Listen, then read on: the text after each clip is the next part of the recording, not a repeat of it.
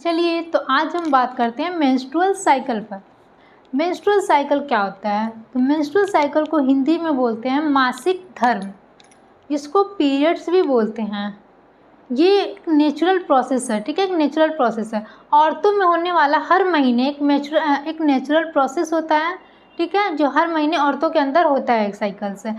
इस menstrual cycle के दौरान जो गर्भाशय की परत होती है, जो यूट्रस लाइनिंग होती है, जिसको एंडोमेट्रियम बोलते हैं, वो क्या करती है, ब्रेक डाउन हो जाती है, टूट जाती है और ब्लीडिंग के रूप में वो क्या वजाइना से बाहर निकालती है, ठीक है। उसका रक्तस्राव के रूप में क्या होता है, वजाइना से बाहर निकलता है। जो मेंस्ट्रुअल साइकिल होता है वो कई फेजों के द्वारा होता है। तो मेंस्ट्रुअल साइकिल के कुछ फेज होते हैं, तो पढ़ते हैं। फर्स्ट फेज होता है आपका मेंस्ट्रुएशन, ठीक है। फर्स्ट फेज क्या होता है, मेंस्ट्रुएशन। मेंस्ट्रुएशन में क्या होता है, इसको पीरियड्स बोलते हैं जिसको। इसमें वही क्या होता है, जो गर्भाशय की परत होती है वो क्या होती है, टूट जाती है और रक्त स्राव होता है, वजाइना से रक्त का स्राव होने लगता है। वो मेंस्ट्रुएशन के दौरान होती है। सेकेंड आपका क्या होता है, फॉलिकुलर फेज।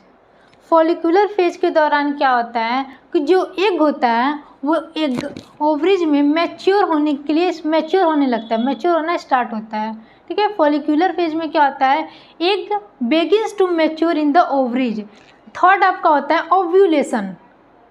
अब ओव्यूलेशन क्या होता है, ओव्यूलेशन में जो एग मैच्योर हो जाता है तो वो ओवरीज से क्या होता है, बाहर निकलता है और बाहर निकल के फैलोपियन ट्यूब में एंटर करता है, ठीक है।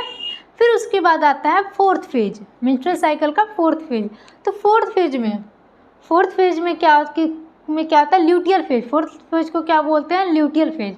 ल्यूटियल फेज के दौरान क्या होता है, जो एग होता है वो फर्टिलाइज नहीं हो पाता, ठीक है, निषेचित नहीं हो पाता है और ये गर्भाशय की परत को क्या करता है, तोड़ देता है और रक्त के रूप में फिर से दोबारा से वो प्रोसेस स्टार्ट हो जाता है। वो उसको क्या करता है, लाइनिंग ऑफ यूट्रस उसको तोड़ देता है, ब्रेक कर देता है अगेन से और फिर दोबारा से रक्तस्राव स्टार्ट हो जाता है, ठीक है, ब्लीडिंग। अगर वो निषेचित एग क्या हो रहा है, फर्टिलाइज इसमें नहीं हुआ तो वो क्या करता है, एंडोमेट्रियम को तोड़ के रूप में बाहर गर्भाशय गर्भ की जो परत होती है उसको तोड़ देता है और बाहर निकलता है रक्त के रूप में।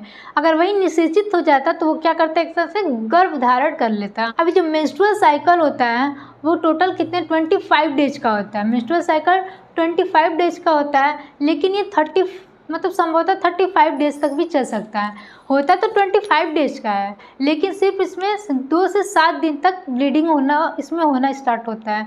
2 से 7 दिन तक ब्लीडिंग होता रहता है और बाकी मेंस्ट्रुअल साइकिल जो होता है वो टोटल 25 डेज तक होता है, ठीक है। मेंस्ट्रुअल साइकिल जो स्टार्टिंग होता है तो 8 से 15 साल के एज के बीच से स्टार्ट होता है मेंस्ट्रुअल साइकिल और टोटल 45 से 48 साल के बीच तक ये टोटल चलता है मेंस्ट्रुअल साइकिल, ठीक है।